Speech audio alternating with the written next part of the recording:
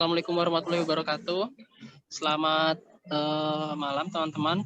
Kami dari kelompok 6 mata kuliah marketing manajemen. Kami akan menyampaikan materi bab 12 tentang deliver goods and service via bricks and clicks.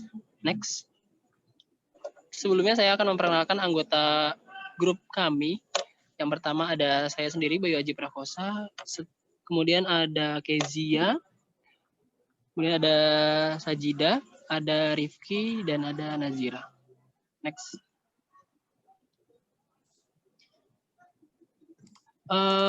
Yang akan kita pelajari di bab ini adalah yang pertama retailing 21st century style, yang kedua ethical problem, yang ketiga major type of retailers, kemudian ada e-commerce and other types, yang kelima retailing and what isn't there. Next. Materi pertama akan disampaikan oleh saya sendiri. Materi pertama ini tentang retailing 21st century style. Next. Retailing a mixed shopping bag.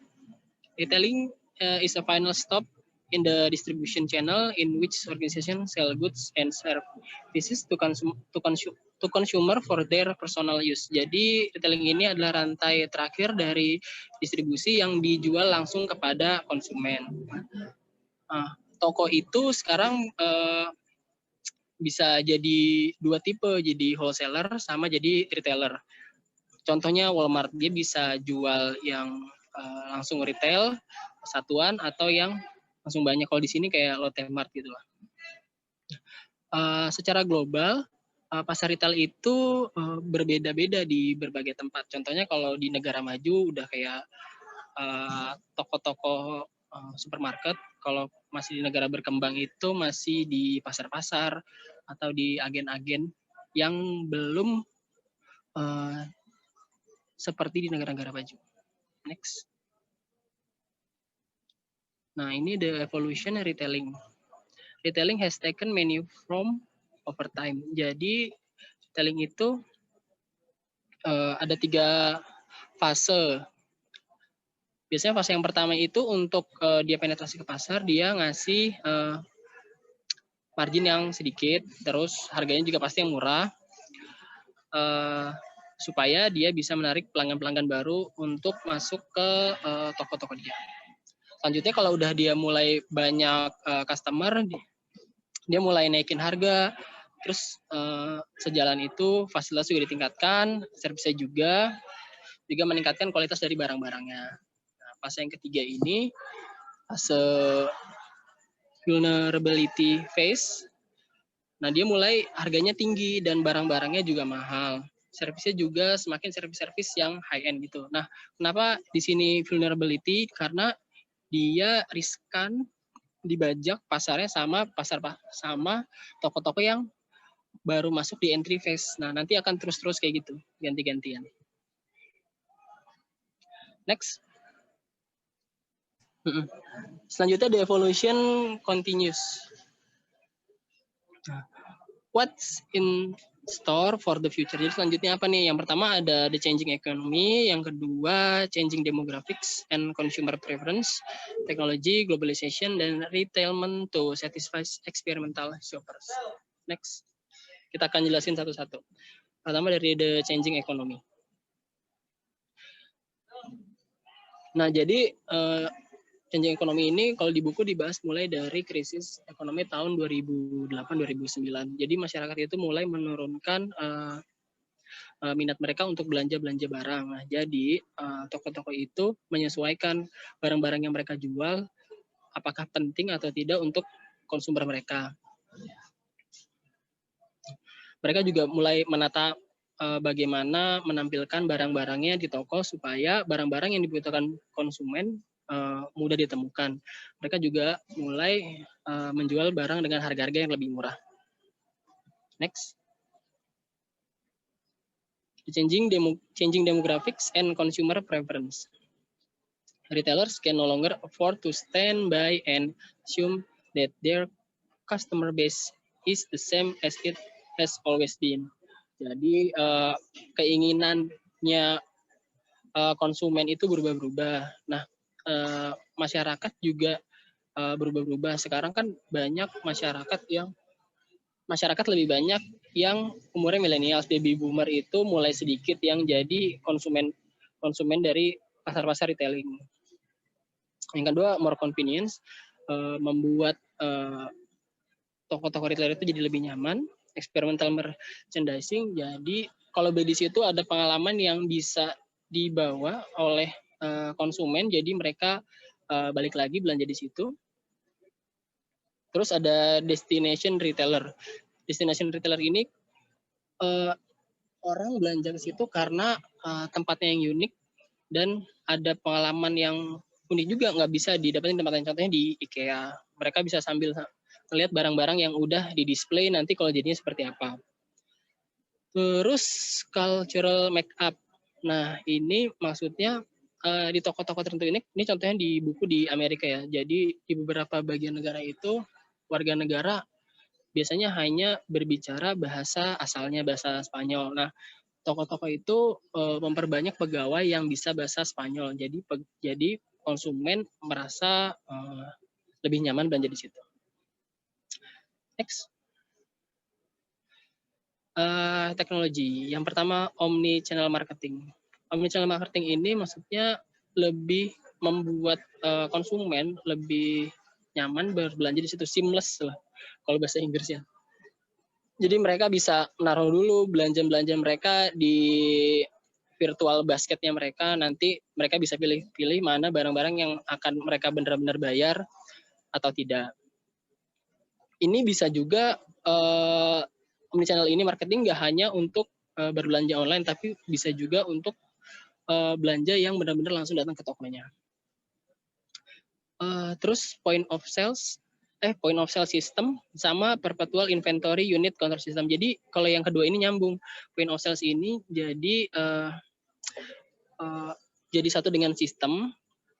Ketika ada penjualan, jadi sistem nge-record. Nah, nanti kan langsung terhubung dengan inventory barang. Nah, perpetual inventory unit counter system ini langsung mempersiapkan barang-barang yang kalau udah berada di level tertentu supaya langsung nge-order lagi barang tersebut. Jadi ketersediaan inventory tetap terjaga. Kemudian ada beacon marketing. Beacon marketing ini jadi kalau konsumen belanja ke toko, di situ disediakan alat-alat yang melacak gadget dari konsumen. Nah, ketika di satu section itu kan pasti ada barang-barang tertentu yang pengen mereka beli. Toko langsung memberitahu lewat gadget itu barang-barang mana yang lagi diskon, yang lagi promo. Jadi mereka langsung terinfo saat itu juga ketika berada di depan barang tersebut. Nah, harapannya sih konsumen bisa langsung membeli barang-barang tersebut. Selanjutnya digital wallets. Ini yang kita semua udah tahu ya, kayak OVO, GoPay. Jadi konsumen tidak perlu repot-repot bawa uang cash untuk berbelanja. Next. Selanjutnya ada globalization. Globalization ini fokusnya di buku ada triple bottom line, economic value. Economic value ini sebenarnya dibahas juga di chapter 1. Cuma ini recall aja. Economic value ini yang pertama pasti bentuk usahanya ini menguntungkan untuk perusahaan itu sendiri. Dan untuk konsumennya juga, dari harganya, dari promonya segala macam. Terus environmental impact. Nah, sekarang masyarakat sekarang ini sudah mulai memperhatikan bagaimana dampak perusahaan terhadap lingkungan. Apakah dia merusak lingkungan atau tidak? Apakah dia ikut menjaga lingkungan melalui produk-produk yang ramah lingkungan atau tidak? Terus social responsibility ini maksudnya bagaimana dampak dia terhadap masyarakat. Apakah lewat CSR ataukah lewat program-program amal yang lain atau program-program yang memberdayakan masyarakat yang kurang mampu. Next. Retailment, selanjutnya ada retailment to satisfy experimental shopper. Jadi experimental shopper sama retailment ini nyambung juga sebenarnya. Experimental shopper ini jadi konsumen yang datang ke satu toko atau platform belanja karena dia ingin merasakan pengalaman tertentu belanja tersebut. Contohnya kalau yang ada di buku, kayak di satu bar atau pub gitu, dia menyediakan gadget iPad. Jadi dia bisa buka sosial media di situ. Ini mungkin zaman dulu ya, sebelum semua orang punya gadget. Jadi orang lebih nyaman datang ke pub itu. Terus ada juga contohnya kayak misalnya kalau lagi di fitting room, disediain juga iPad atau gadget untuk merekam dia saat lagi nyobain baju baru. Nah, ketika dia nyobain baju baru itu nanti dia bisa sharing ke teman-temannya. Nah, itu sih salah satu contoh eksperimental shopper dan retailtainment. Next. Selanjutnya akan dijelaskan oleh teman saya. Terima kasih. Ya, saya Rifki, saya akan menjelaskan tentang ethical problems in retailing. Jadi, ethical problems in retailing ini apa masalah etika dengan customer dari penjual yang ada di retail. Next.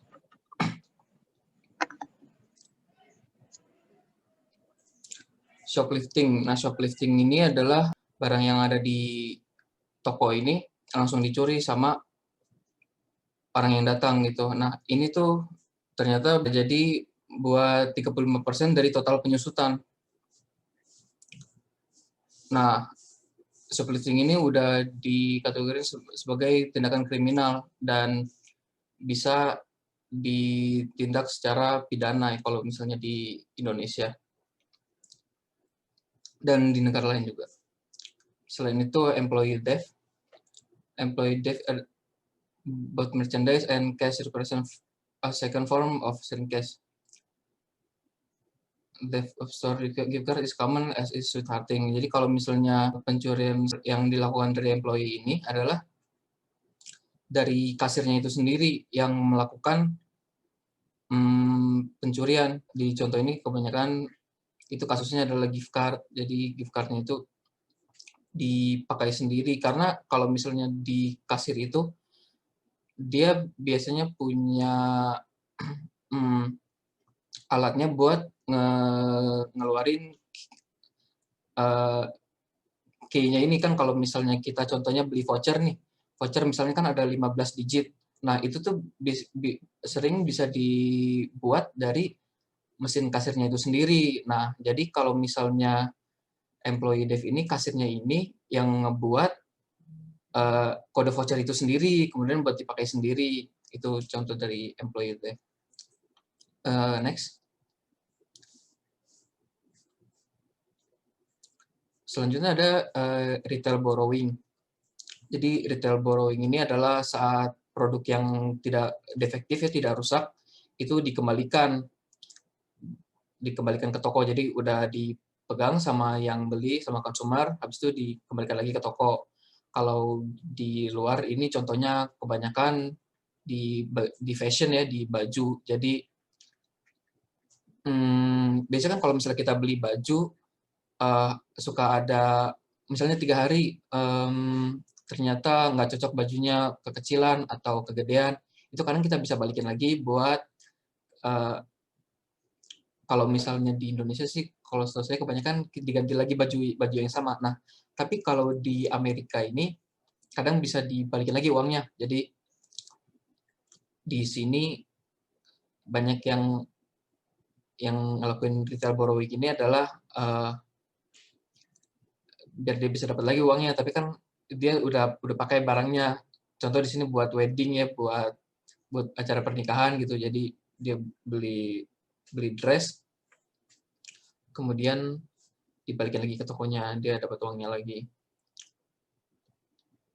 Nah, ini kalau misalnya hanya dibalikin gitu aja, mungkin kadang perusahaannya juga nggak rugi banget ya, jadi masih bisa dijual lagi. Sayangnya banyak kasus juga yang barangnya tuh pas dibalikinnya malah jadi defect gitu. Jadi retailernya jadi rugi dan ya costing the retailer and manufacturer money ya. Jadi barangnya udah rusak dibalikin. dipakai sama customer ya. Next.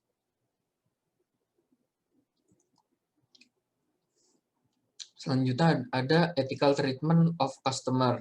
Jadi kalau ethical treatment of customer ini adalah yang dilakukan dari retailer ya, dari penjual kasirnya dan yang pelayannya itu tidak tidak memberikan tidak memberikan kesetaraan dengan etnik misalnya rasis gitu. Misalnya kalau di Amerika contohnya sama orang kulit hitam tidak dilayani gitu. Padahal seharusnya tokonya itu melayani semua orang aja kan yang penting kan orang beli bayar. Tapi ini ada yang nggak dilayanin karena masalah etnis. Selanjutnya adalah customer profiling. Kalau customer profiling ini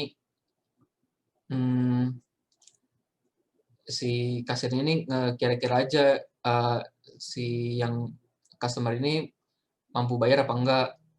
Jadi apakah saat customer ini lagi belanja ya, kalau di customer profiling ini jadi diikutin nih sama yang penjaga tokonya atau yang seharusnya dia melayani customer, tapi ini dia malah ngikutin. Habis itu customer jadi berasa nggak nyaman dan akhirnya mereka pergi sebelum beli apa-apa.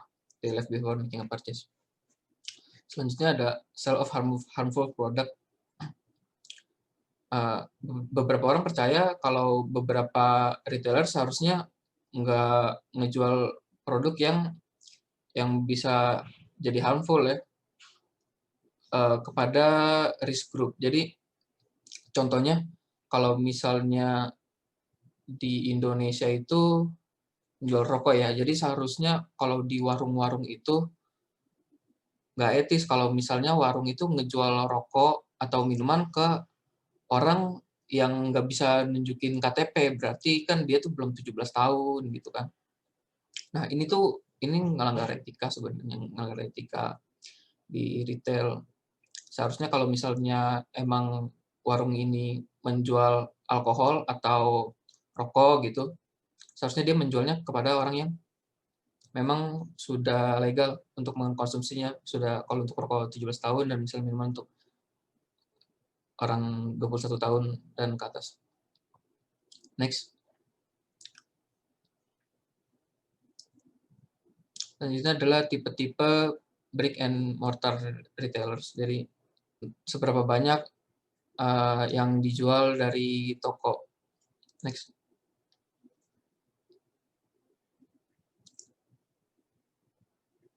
Nah, contohnya merchandise bread adalah number of different product line. Jadi seberapa banyak jumlah produk-produk yang dijual.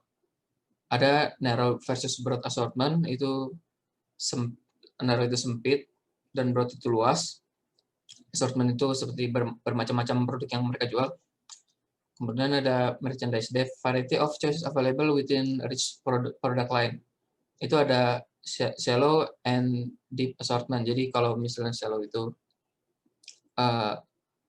dangkal dan deep itu dalam. Jadi misalnya shallow itu dia ngejual produknya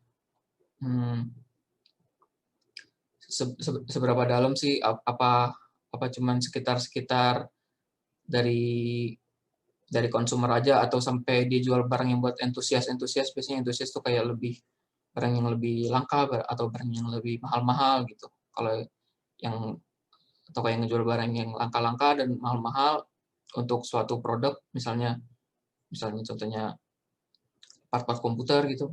Nah itu berarti kalau misalnya dia jual bermacam-macam banget, berarti dia masuk ke deep. Contohnya ada di next slide. Nah ini kalau misalnya berdasarkan breadth dan depth ini, kalau yang shallow dan narrow itu dia contohnya airport bookstore. Jadi toko buku kalau emang di bandara emang pasti nggak banyak banget gitu pilihannya, karena kalau di bandara kan toko-tokonya biasanya kecil-kecil gitu ya. Dan sedangkan bookstore itu pada umumnya itu luas ya. Misalnya contohnya kan kayak Gramedia itu kan pilihan bukunya banyak dan jelas toko bukunya luas. Kalau di bandara kan nggak mungkin ya, tempatnya kan terbatas. Jadi yang dijual hanya contohnya di sini view Lord of the Ring book aja. Jadi ya kalau misalnya kita mau cari buku Lord of the Ring ya paling ada beberapa buku aja. Sedangkan yang Broad dan Shallow itu jadi dia yang dijual itu dangkal, jadi hanya tentang Lord of the Ring saja, nggak banyak. Jadi mereka cuma menjual tentang ini aja gitu, jadi terbatas. Kita nggak banyak pilihan. Tapi lumayan lengkap nih. Jadi buat Lord of the Ring kita bisa cari t-shirt juga ada, nggak cuma buku-buku aja kayak di airport store, bookstore tadi, dan mainan-mainan juga ada. Jadi lebih lengkap gitu. Kemudian yang deep dan narrow. Di sini ada contohnya legendaryheroes.com. Jadi dia seperti yang gabungan dari Sam's Club sama Airport Bookstore ini. Jadi dia ngejualnya agak macam-macam. Ada Lord of the Ring gitu, ada Highlander, Xena Warrior Princess, Legendary Swords, Conan, dan Hercules, tapi masih sekitar merchandise aja. Jadi mereka nggak jual buku, nggak jual apa, cuma jual merchandise aja gitu. Dan sedangkan Broad dan Deep itu contohnya ada Amazon.com. Amazon.com ini ngejual apa aja, benar-benar semua ada, buku ada produk lain elektronik ada, toys, apparel, musical instrument, jewelry gitu, bakal jual motor dan ATV itu ada di Amazon.com, jadi sangat-sangat lengkap. Kalau misalnya di Indonesia mungkin contohnya di Tokopedia ya, kalau misalnya kita ke Tokopedia pasti apa aja ada gitu kita cari. Oke, next slide.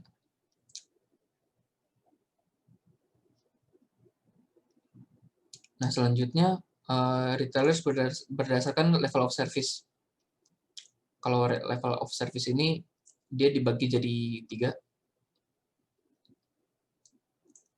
Yang pertama ada self-service retailer, contohnya Sam's Club, full service retailer, contohnya Bloomingdale's, dan limited service retailer, contohnya Walmart dan Target. Mungkin kalau di Indonesia self-service retailer ini contohnya seperti Indomaret ya. Jadi kita belanja sendiri aja gitu, nggak dilayanin soalnya gitu loh. Kemudian full service retailer. Kalau full service retailer itu mungkin contohnya seperti di Guardian ya. Jadi kalau kita pergi ke situ,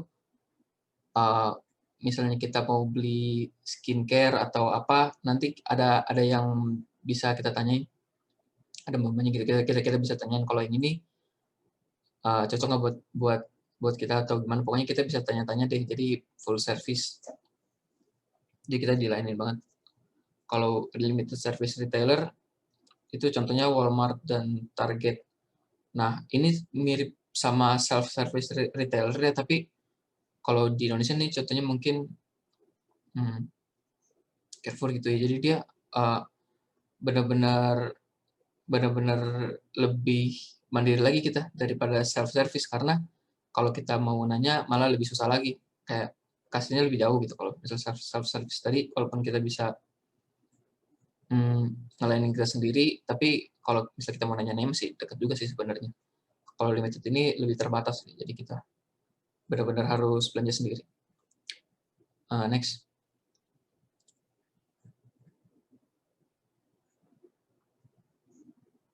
Selanjutnya ada major types of retailers yang akan dijelaskan oleh teman saya.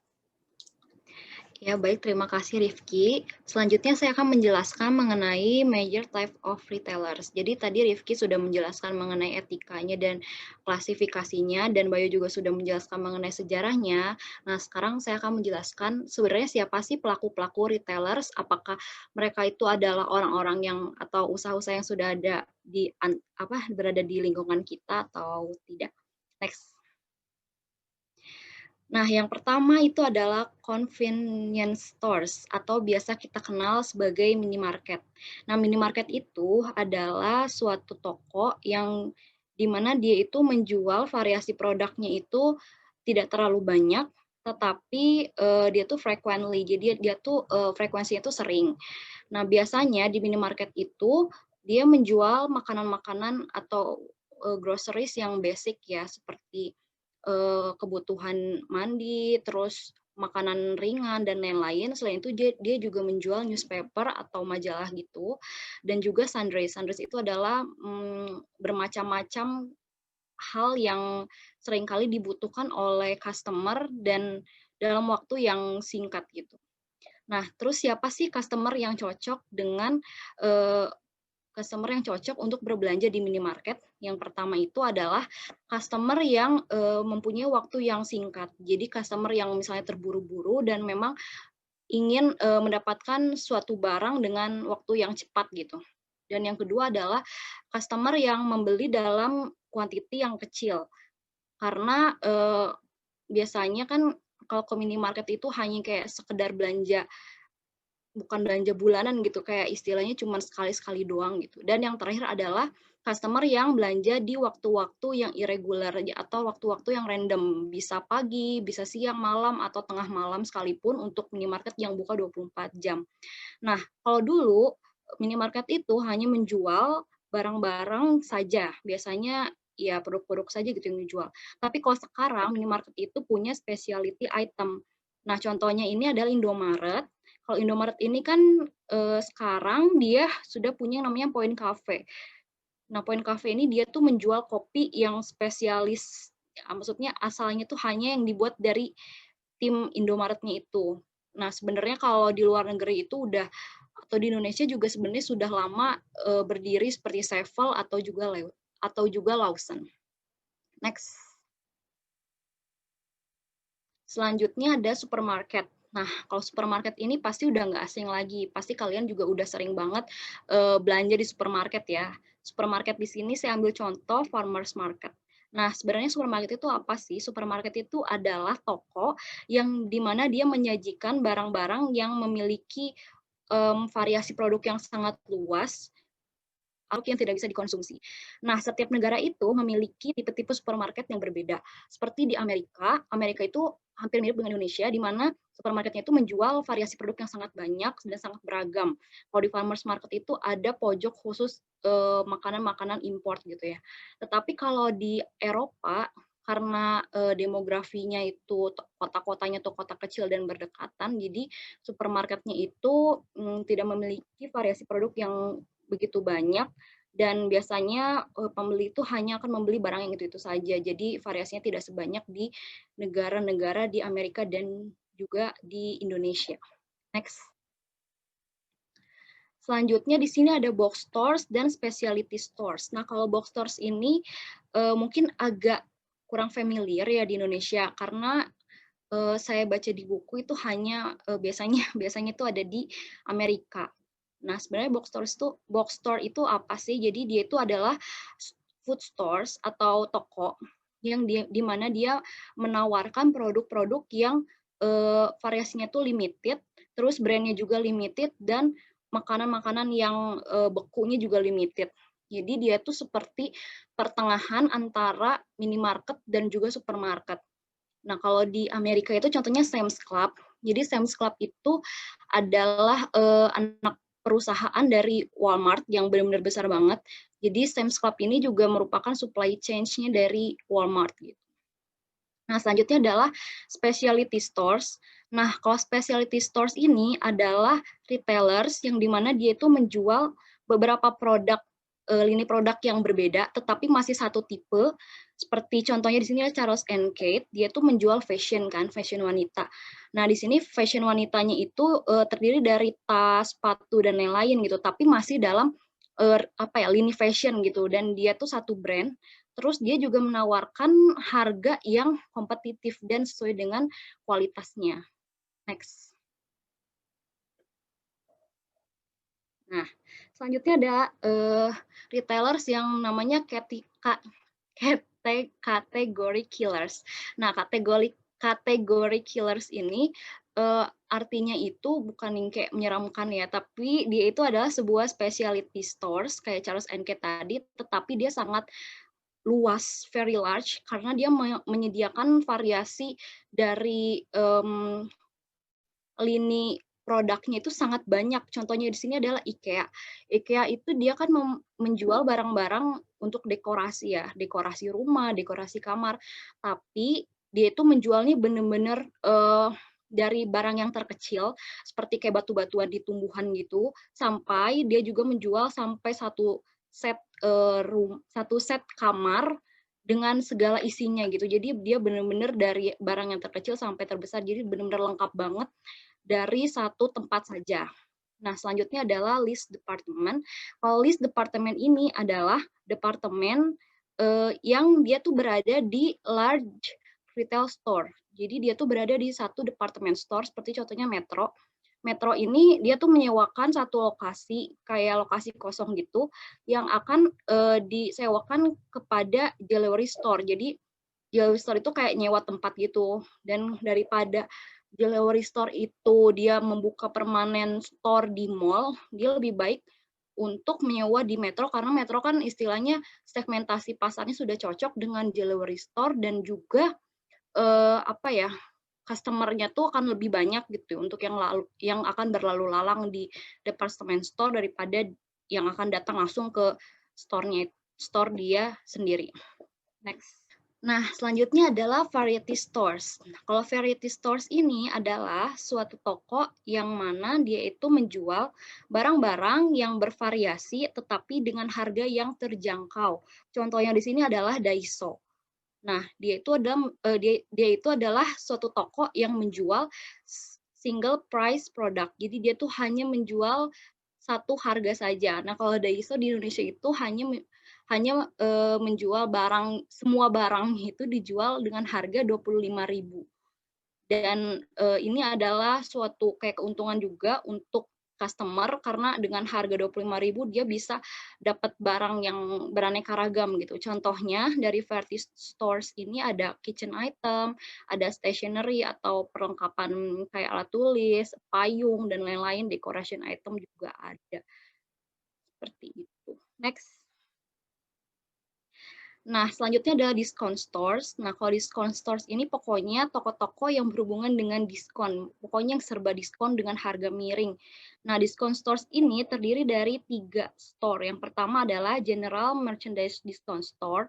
Kalau saya baca di buku, itu adalah suatu store yang menjual barang-barang branded, tapi dengan harga yang miring. Mungkin barang-barang yang kualitasnya tuh nggak bagus gitu ya, tetapi masih layak dijual.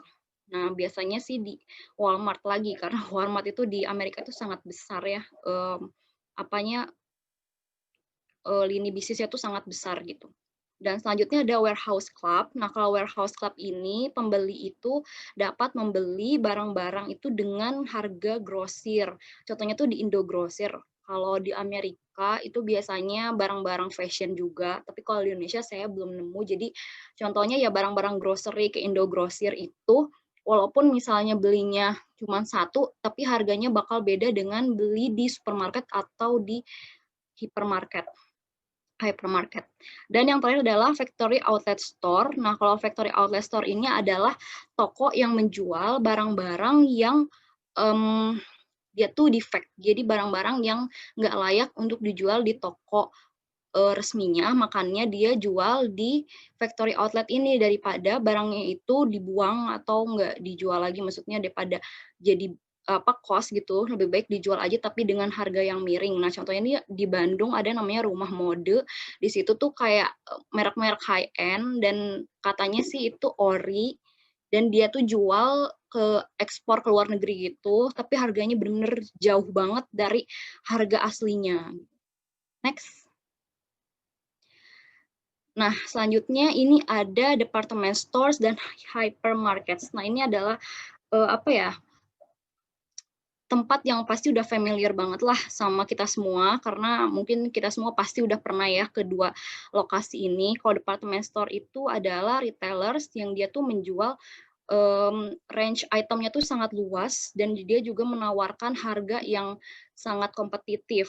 Tapi di dalam satu department store itu banyak banget brand dan dia juga walaupun misalnya dia fokus ke fashion, tapi fashion misalnya baju tuh udah banyak banget tuh jenis-jenis baju yang dia jual. Nah, tetapi sekarang specialty store seperti tadi saya sudah jelaskan yaitu kayak Charles & Kate atau The Executive gitu ya. Biasanya itu malah mengurangi minat orang-orang untuk datang ke Matahari atau department stores. Kenapa? Karena Matahari itu dianggap kurang tren gitu ya. Maksudnya model-modelnya tuh nggak up to date dari model-model yang specialty stores, terus brandnya juga mungkin dianggap kurang pas. Nah, maka dari itu akan adanya bifurcated retailing. Bifurcated retailing ini maksudnya adanya penurunan popularitas minat dari orang-orang yang middle income gitu ya, daripada dia datang ke Matahari, sekarang mendingan ke yang agak mahalan gitu low end, karena si low end itu sekarang banyak menawarkan diskon-diskon yang nggak beda jauh lah daripada kayak beli di Matahari, yang mendingan beli di Charles & Kate gitu tasnya, karena harganya juga nggak beda jauh gitu, sedangkan di Charles & Kate itu udah dapat brandnya. Terus hypermarkets, nah kalau hypermarkets ini mungkin hampir mirip sama yang namanya supermarket, tapi kalau hypermarkets itu dia itu dia menawarkan warehouse stores, jadi dia tuh bisa nyimpan barang juga di situ, dan juga supermarket. Selain itu biasanya lokasinya itu besar banget, kalau nggak satu mall kayak Transmart gitu, kalau enggak ya satu lantai di mall itu atau setengahnya itu dialokasikan untuk hypermarket. Contohnya di hypermart itu pasti biasanya gede banget. Terus pokoknya enak lah belanja di hypermart itu ya biasanya. Dan juga dia tuh menjual barang itu nggak cuma grocery doang, tapi dia juga bahkan jual handphone, jual laptop dan lain-lain. Jadi benar-benar one stop shopping gitu di dalam si hypermart. Next. Dan yang terakhir adalah pop-up stores. Nah, pop-up stores itu adalah retail stores yang dia tuh tiba-tiba muncul atau pop-up dalam satu hari, dan juga dia akan menghilang dalam satu periode. Contohnya itu, di sini ada J.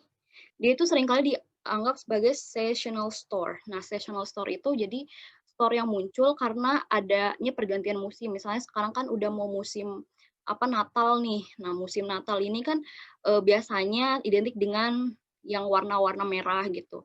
Nah, biasanya nanti itu kayak ada edisi spesial Natal, dan nanti suatu brand itu tiba-tiba buka gitu store di mall.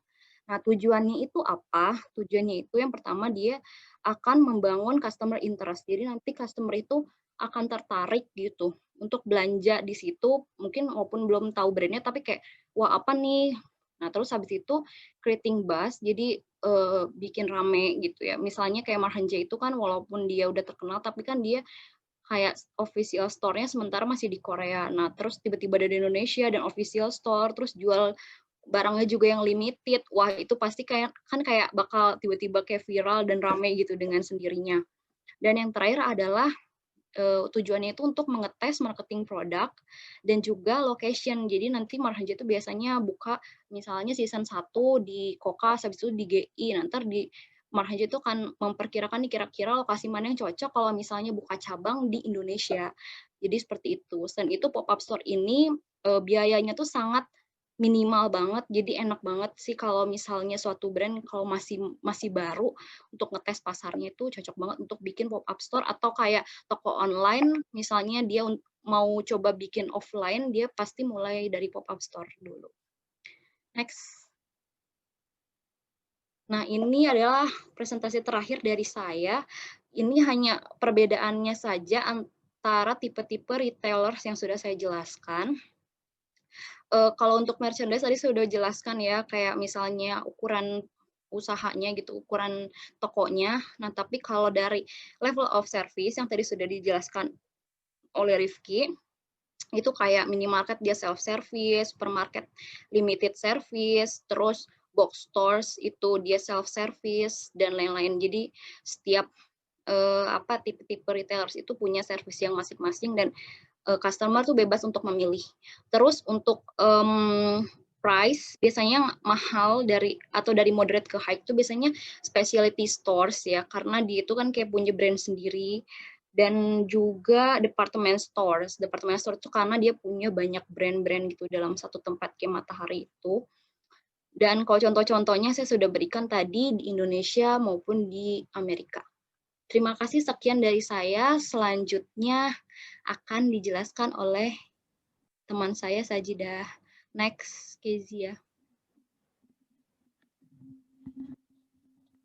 Terima kasih, Ira, atas presentasinya. Untuk selanjutnya, saya akan menjelaskan tentang e-commerce dan tipe-tipe lain dari retailers non-toko.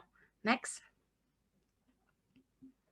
Nah, di dalam buku itu dijelaskan ada 3 jenis, yaitu pertama B2C e-commerce, kemudian ada direct selling, dan automatic vending. B2C e-commerce itu apa? Jadi B2C e-commerce itu adalah perdagangan elektronik business to customer. Jadi dia melakukan kegiatan transaksi online antara produsen ataupun perusahaan dengan konsumen akhir. Jadi bukan dengan perusahaan atau bisnis lainnya. Contohnya itu seperti Bineka, Lazada, Amazon, Traveloka, Sociola, seperti itu. Kemudian direct selling. Apa sih direct selling itu? Jadi direct selling itu adalah proses penjualan interaktif di mana penjual akan menyajikan atau mempresentasikan produk untuk satu individu ataupun kelompok secara langsung. Dan terakhir adalah automatic vending. Ini adalah suatu bentuk teknologi untuk menjual barang-barang tanpa adanya intervensi manusia secara langsung di dalam prosesnya. Biasanya itu menjual item-item komoditas seperti perangko, sisir, soft drinks, dan snacks-snacks lainnya. Next. Nah, tadi saya sudah menjelaskan terkait apa sih B2C e-commerce itu dan contohnya. Nah, dengan berkembangnya teknologi dan zaman, apalagi sekarang kita di masa pandemi, e-commerce ini memang semakin booming. Namun selain keuntungan yang kita dapat, ternyata juga ada limitation atau keterbatasan dalam bisnis ini. Bisa kita lihat untuk manfaat atau benefits-nya untuk konsumen, yaitu bisa berbelanja 24 jam dalam sehari, tidak perlu bergerak kemana-mana, jadi bisa langsung dari rumah berbelanja, kemudian bisa mendapatkan informasi dimanapun dan kapanpun, kemudian lebih banyak pilihan-pilihan produk, lebih banyak produk yang tersedia, kemudian informasi harga yang lebih luas, kemudian harga yang bisa kita dapatkan juga lebih rendah, dan kita bisa berpartisipasi sebagai konsumen dalam lelang virtual. Kemudian pengirimannya lebih cepat, dan ada komunitas elektroniknya. Sedangkan untuk manfaat atau benefit sebagai marketer, itu pertama, marketplace kita ini semakin luas, jadi seluruh dunia ini bisa menjadi marketplace kita. Kemudian biaya untuk melakukan bisnis juga semakin berkurang. Kemudian bisnis yang sangat spesial atau terspesialisasi itu bisa sukses dan harganya itu real time. Kemudian untuk keterbatasan atau limitation-nya, itu bisnis B2C e-commerce ini untuk konsumen yaitu lack of security atau kurangnya keamanan, kemudian ada resiko fraud atau penipuan, kemudian konsumen tidak bisa menyentuh item secara langsung. Kemudian ada keterbatasan warna, di mana kadang tidak sama dengan layar monitor, kemudian akan lebih mahal biayanya untuk apabila ada pengembalian, karena kita tidak bisa langsung mengembalikan gitu ya jika ada defect. Kemudian ada potensial breakdown dari hubungan antar manusia. Sedangkan untuk limitation sebagai marketer itu kita juga adanya kurangnya keamanan. Kemudian kita harus menjaga site kita untuk selalu mendapatkan keuntungan. Kemudian akan ada persaingan harga yang sengit karena adanya total transparansi dari produk-produk yang branded. Kemudian juga ada resiko konflik dengan retailers yang konvensional, serta adanya isu-isu legal yang belum terselesaikan. Next. Nah, seperti apa sih efek B2C e-commerce ini kepada masa depan dari retailing? Nah, untuk kondisi saat ini, untuk banyak produk ternyata masyarakat itu masih membutuhkan informasi touch and feel information atau sebelum mereka memutuskan untuk membeli produk. Artinya mereka masih membutuhkan yang namanya menyentuh dan merasakan produk itu sendiri sebelum mereka beli. Jadi untuk sekarang, clicks will have to coexist with bricks. Kemudian seperti apa sih masa depan yang diprediksikan? Di masa depan itu diprediksikan trennya akan menjadi destination retail namanya. Jadi konsumen itu akan mengunjungi retailers tidak hanya untuk membeli produk, tapi juga sebagai entertainment. Jadi mereka expect untuk mendapatkan entertainment sebagai total experience dalam pembelian produk itu sendiri. Next. Nah, selanjutnya tadi adalah direct selling. Tadi sudah dijelaskan direct selling itu seperti apa. Di dalam buku itu dijelaskan 3 jenis, yaitu pertama door-to-door sales atau penjualan pintu ke pintu. Nah, ini ternyata trennya itu berkurang. Karena apa? Karena ternyata masyarakat itu saat ini itu kebanyakan tidak bersedia untuk membuka pintu untuk salesman, dan juga ternyata di jam kerja tidak banyak orang-orang berada di rumah. Selanjutnya adalah parties and networks. Nah, teman-teman mungkin pernah ikut arisan seperti itu. Nah, ternyata arisan itu bisa dijadikan sebagai sebuah bentuk direct selling, di mana parties and network ini nanti akan mendatangkan konsultan atau advisor dari perusahaan yang akan mempresentasikan produk dan menjual kepada orang-orang yang datang ke dalam party itu. Nah, di sini ditunjukkan namanya party plan system, yaitu teknik penjualan yang menitik beratkan kepada group spirit. Apa sih group spirit ini? Jadi karena mereka berkumpul dalam kelompok, biasanya orang-orang itu ternyata cenderung akan membeli benda-benda yang tidak biasanya dibeli ketika mereka sendirian. Dan ini masih banyak ada. Contohnya itu yang di dalam gambar adalah Tupperware. Sejak tahun 1950-an ternyata sudah menggunakan teknik direct selling ini. Kemudian ada yang namanya multi-level marketing. Nah, dalam sistem multi-level marketing, distributor utama akan merekrut orang lain untuk menjadi distributor di bawahnya. Kemudian distributor utama menjual produk perusahaan kepada orang yang diajak bergabung itu. Dan kemudian nanti akan mendapatkan komisi atas semua barang dagangan yang dijual oleh orang-orang yang telah dia rekrut. Nah, next. Ini MLM ini merupakan salah satu teknik direct selling yang sangat populer ya. Tapi terlepas dari popularitas teknik ini, ternyata ada beberapa sistem jaringan yang ilegal. Nah, untuk itu kita perlu berhati-hati nih, karena ada yang namanya skema piramida, yang terkadang itu mengatasnamakan sebagai multi-level marketing. Jadi skema piramida ini adalah teknik penjualan yang termasuk ilegal, yang menjanjikan konsumen keuntungan besar dari merekrut orang lain untuk bergabung dalam program tersebut, daripada dari investasi atau penjualan barang secara nyata. Nah, teman-teman bisa pelajari sendiri dari gambar yang ada di slide tentang bagaimana sih kita mengenali piramid SIM ini atau skema piramid ini.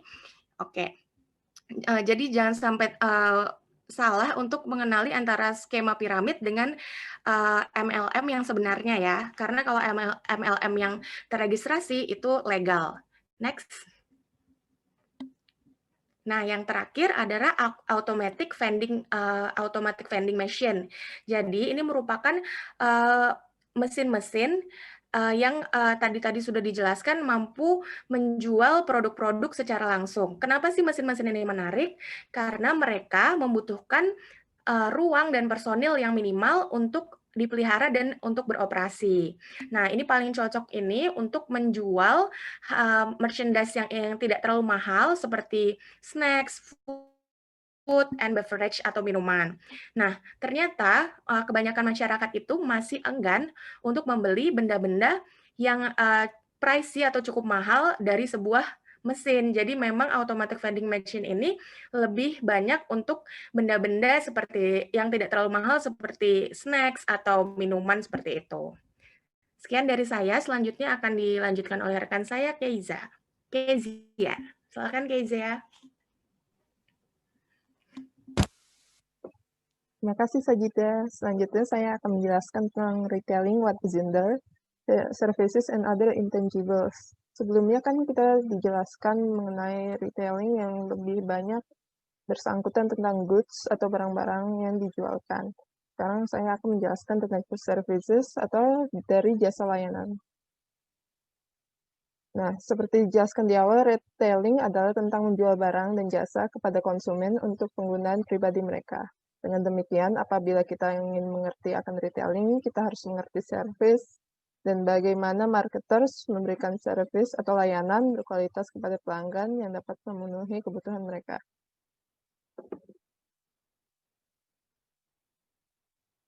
Lalu marketing what is in there, saya akan menjelaskan mengenai karakteristik dari services dan bagaimana pertemuan antara consumer dengan jasa layanan tersebut. Characteristics of services. Yang pertama adalah intangibility, yang means customer cannot see, touch, or smell good services. Jadi customer belum mengetahui apakah pelayanan akan baik atau tidak sebelum mereka membayar. Contohnya kalau kita misalnya naik pesawat, kita harus membayar dulu kan tiketnya. Nah, saat kita naik pesawat, kita baru bisa nih menentukan apakah servis yang diberikan atau pelayanan yang diberikan apakah baik atau tidaknya. Jadi kita tidak bisa menebak kualitas layanan sebelum kita membayar. Itu perbedaannya dengan goods. Lalu ada perishability, yang characteristics that makes it impossible to store for later sale or consumption.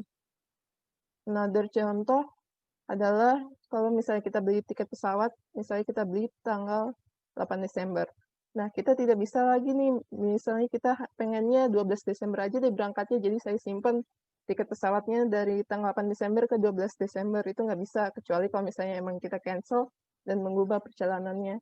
Jadi service itu karakteristiknya kita nggak bisa simpan jasa layanannya. Lalu yang ketiga ada variability. Characteristics that means that even the same service performed by the same individual for the same customer can vary. Jadi misalnya, contoh paling gampang, saya naik ojek pangkalan. Lalu saya bertemu misalnya namanya Mas Bambang. Misalnya hari ini saya ngobrolnya enak, diantarinnya nggak ngebut-ngebut, terus nyampainya enak, jadi dia menyampaikan good service. Tapi bisa aja besoknya saya ketemu Mas Bambang lagi, dia misalnya ngomongnya kotor lah, atau misalnya dia baunya ngebut-ngebut. Nah, ini salah satu kelemahan dari services, bisa jadi kita mendapatkan service yang baik atau service yang jelek. Lalu yang keempat ada inseparability. Characteristic that means that it is impossible to separate the production of a service from the consumption of that service. Nah, ini berarti kalau kita ingin bertemu dengan layanan jasa, berarti bahwa produksi suatu jasa tidak mungkin dipisahkan dari pemakaian jasa tersebut. Misalnya kalau kita pengen naik pesawat, kita pasti harus ke bandara kan, berarti kita harus mendatangi tempat pelayanan jasa tersebut. Misalnya kita pengen mengurusi bank kita harus datang ke salah satu cabang dari bank. Ataupun misalnya kita pengen menginap di suatu tempat, kita pengen nginep di hotel, kita harus datengin hotelnya sudah pasti. The service encounters atau pertemuan dengan layanan jasa. Service encounters occurs when the customers comes into contact with the organization. Jadi pertemuan antara layanan jasa ini bisa diwakilkan dengan satu atau dua karyawan yang menyediakan jasa layanan. Misalnya kita datang ke bandara lagi, kita bertemu pasti dengan salah satu karyawan dari maskapai penerbangan. Ataupun misalnya kita datang ke suatu cabang bank tertentu, kita pasti akan menemukan salah satu dari karyawan dari bank tersebut. Jadi kalau misalnya pertemuan kita melakukan layanan jasa, kita harus melakukan pertemuan dengan salah satu perwakilan dari perusahaan yang menyediakan layanan jasa.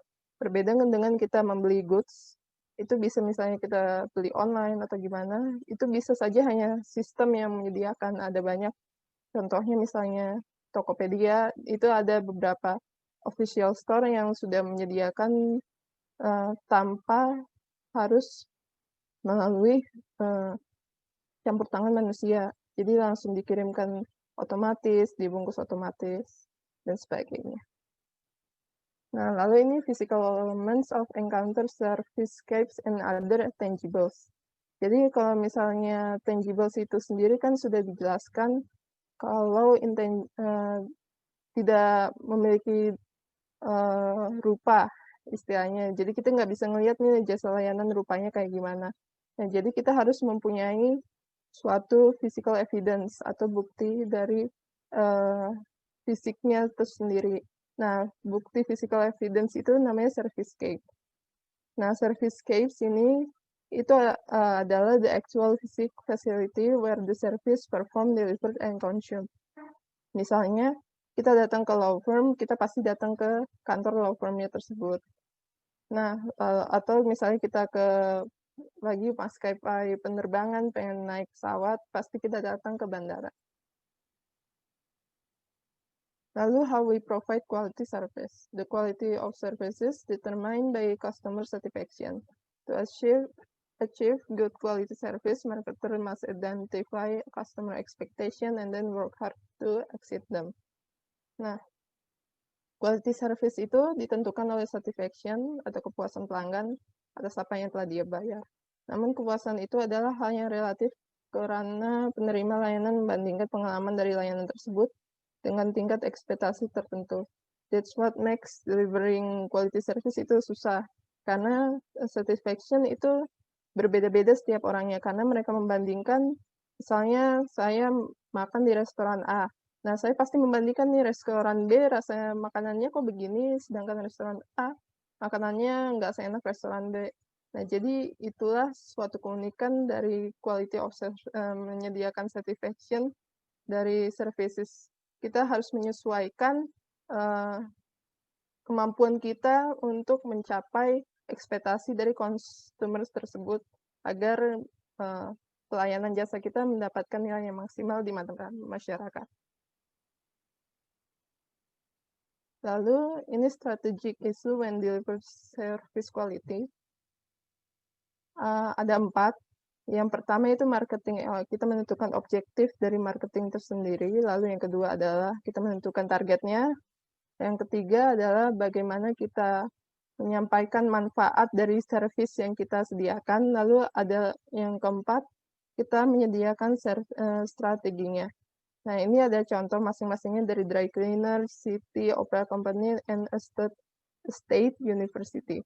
Nah, masing-masing ini sebenarnya kita sudah pelajari dari bab sebelumnya, bagaimana kita menentukan targetnya, menentukan research-nya, bagaimana kita menentukan strateginya, jadi kita dapat menyesuaikan bagaimana kebutuhan dari layanan jasa kita kepada strategi marketing itu sendiri.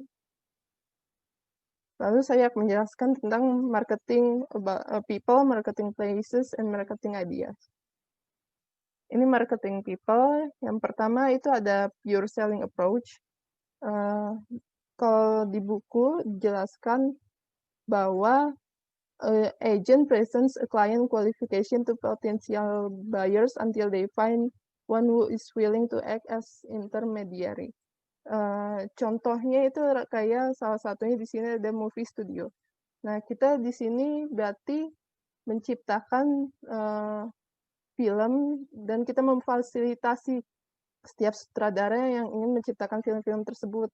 Nah, setelah itu sutradara pasti akan menayangkan filmnya dan mendapat keuntungan. Nah, fungsi pure selling approach ini kita sebagai pihak penengah antara klien kita dengan apa yang mereka ingin dapatkan sebagai keuntungan mereka sendiri. Lalu yang kedua ada product improvement approach. Product improvement approach is an agent works with the client to modify certain characteristic that will increase his or her market value. Nah, jadi kalau product improvement approach ini bagaimana dia meningkatkan karakteristik dari klien yang dia layani. Contohnya les musik, mereka memberikan les musik kepada para kliennya. Karena itu akan meningkatkan karakteristik musik dari klien-kliennya. Lalu yang ketiga ada market fulfillment approach. Market fulfillment approach is an agent scans that market to identify unmet needs. After identifying a need, the agent then finds a person or group that meets a set of minimum qualification and develops a new product. Nah, contohnya itu identify unmet need, develop a new product to the specification of consumer wants. Jadi misalnya dia belum tahu nih apa yang dia inginkan. Nah, ini market fulfillment approach ini menentukannya. Lalu ada marketing places. Place marketing is marketing activities that seek to attract new business, resident, or visitors to a town, state, country, or some other site.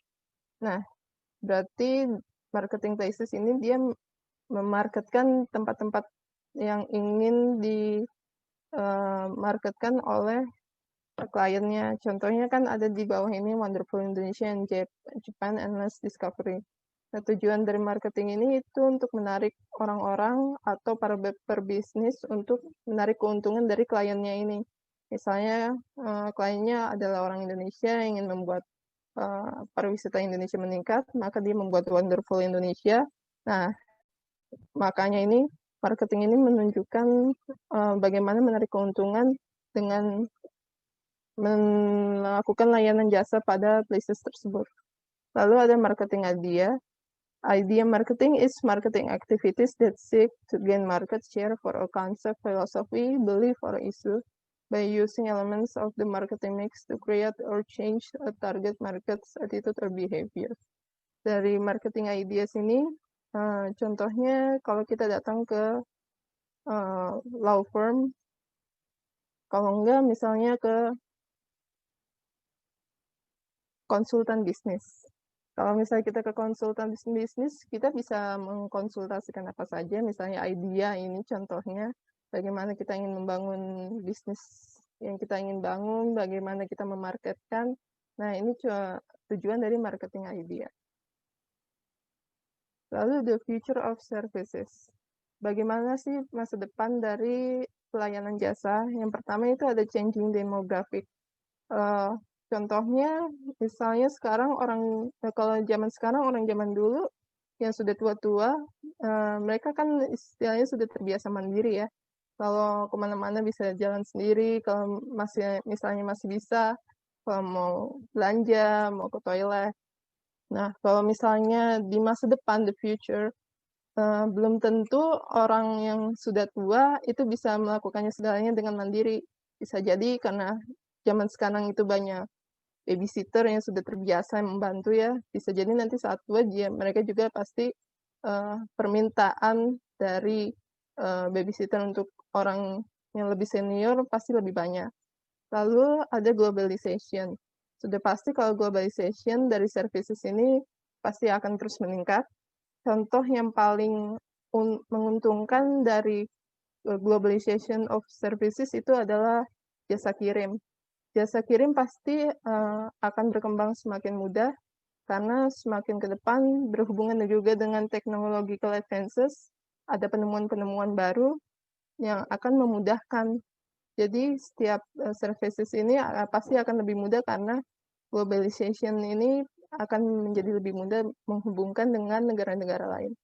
Lalu ada proliferation of information. Proliferation of information ini contohnya karena kita sebagai masyarakat yang sosial, kebutuhan sosialnya pasti meningkat. Contohnya aja kita dulu masih menggunakan surat ya, surat dikirim untuk mendapatkan informasi dari keluarga jauh atau dari teman dekat. Lalu zaman sekarang kan kita bisa mulai mencari informasi dari internet, dari Google, dari WhatsApp, dari Instagram. Nah, itu berarti semakin ke masa depan, maka akan semakin banyak informasi yang dibutuhkan oleh masyarakat. Karena ketergantungan informasi itu sudah bagian dari manusia itu sendiri. Sekian presentasi dari kelompok kami. Kurang lebihnya mohon maaf. Apabila ada pertanyaan, mohon disampaikan pada pertemuan yang selanjutnya. Terima kasih.